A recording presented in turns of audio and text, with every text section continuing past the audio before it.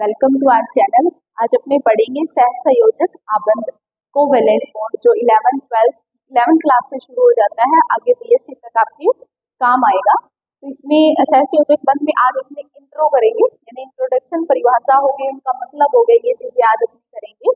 तो सहसंयोजक आबंध, सहसंयोजक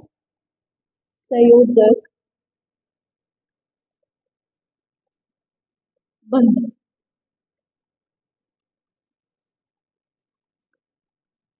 वैसे ये जो चैप्टर है वो है रासायनिक बंधन का है, ठीक है। रासायनिक बंध में दो चैप्टर आते हैं, इन्होंने दो चैप्टर दे रखे हैं। कौन कौन से? एक तो आता है ये वाला सहसंयोजक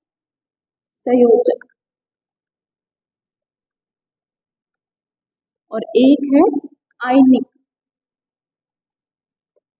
यानी कि आयनिक। ये दोनों जो चैप्टर है वो किसके अंतर्गत पढ़ाए जाते हैं? केमिकल बॉन्डिंग के अंतर्गत। तो कोवेलेंट बोला जाता है इसको, इंग्लिश में क्या बोला जाएगा? कोवेलेंट।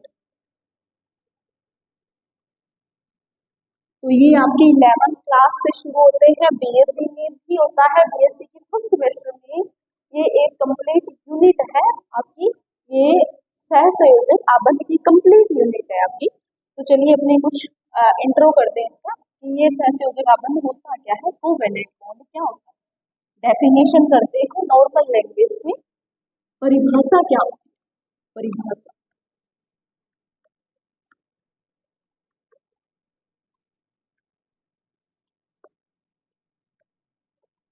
तो सहसंयोजक आबंध, वैसे तो मैं बताती हूँ कि पूरा केमिकल बॉन्डिंग 3 टाइप का होता है, पर फिलहाल अपने लिए सिर्फ 2 जरूरी है। एक तो है ये सहसंयोजक आबंध, एक है आयनिक।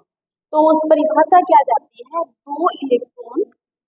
दो इलेक्ट्रॉनों की साझेदारी से, दो इलेक्ट्रॉनों की साझेदारी से, साझेदारी से बना बंध, बना बंध।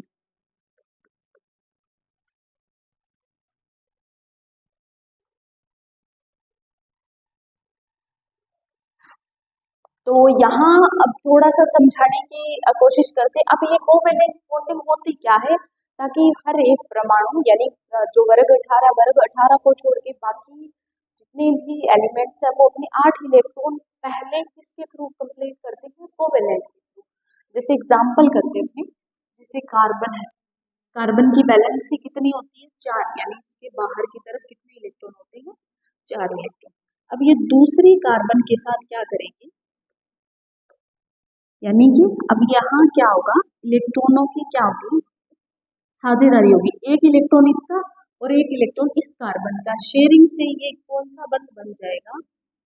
कोवेलेंट, कोवेलेंट बॉन्ड, यानी कि सहसंयोजक, सहसंयोजक, सहसंयोजक आबंध बना देगा। या बंध बोल दो, आबंध बोल दो, दोनों एक ही चीज है। और हाँ, एक चीज और, इस बने हुए आबंध पे, बने हुए बॉन्ड पे दोनों जो परमाणु पार्टिसिपेट कर रहे हैं, दोनों परमाणु पे समान अधिकार होगा। यानी इसके 8 इलेक्ट्रॉन इसके भी पूरे हो जाएंगे और 8 इलेक्ट्रॉन इसके भी कंप्लीट हो जाएंगे। यानी इस बंध पे इसका भी पूरा योगदान रहेगा, पूरा पार्टनरशिप रहेगी, और इसकी भी अपनी इस बंध पे पूरा अधिकार रहेगा, इस तरीके से। यानी कि 2 इलेक्ट्रॉनों की साझेदारी से बना बंध, और इस बंध पे दोनों परमाणुओं का समान अधिकार रहेगा। तो इस तरीके से जो तत्व क्या करते हैं, इलेक्ट्रॉनों की शेयरिंग से करते हैं। जैसे और उदाहरण लेते हैं, एक एग्जाम्पल और लेते हैं।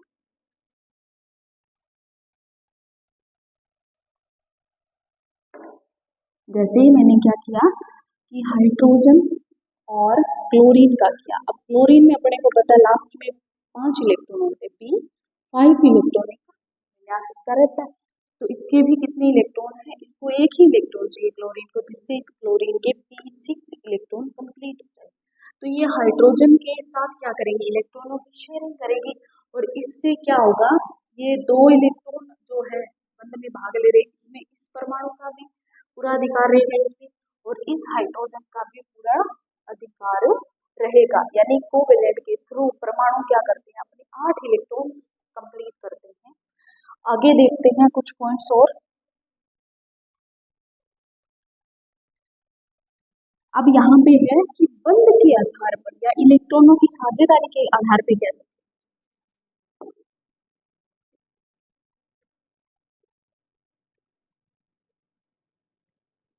इलेक्ट्रॉनों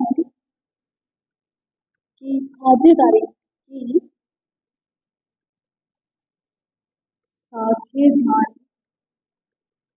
के आधार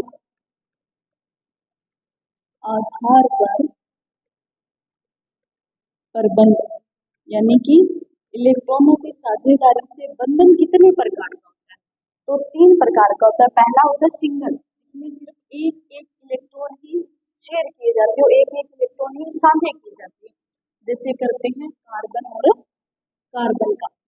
इस एक कार्बन ने इस एक कार्बन के साथ इलेक्ट्रॉन शेयरिंग की, तो क्या बना, सिंगल बंध बना, सिंगल बॉन्ड, जैसे इंग्लिश हिंदी में बोला जाता है एकल बंध, एकल बंध बना।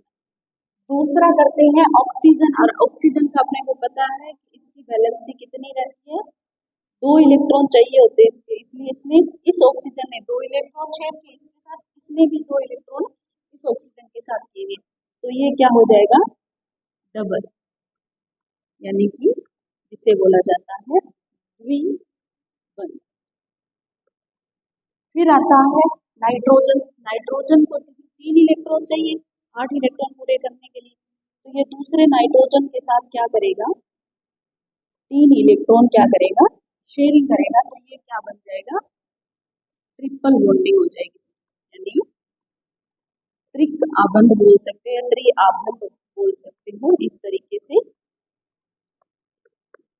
यानी कि इलेक्ट्रॉन अपने 8 पूरे करने के लिए ये बाकी परमाणु क्या करते हैं, अपनी वैलेंसी के अकॉर्डिंग ये इलेक्ट्रॉनों की शेयरिंग को, इलेक्ट्रॉनों की साझेदारी को बढ़ा देते हैं। जैसे इस कार्बन ने 1 इलेक्ट्रॉन साझा किया और इसने 1 किया, तो सिंगल बंध बना।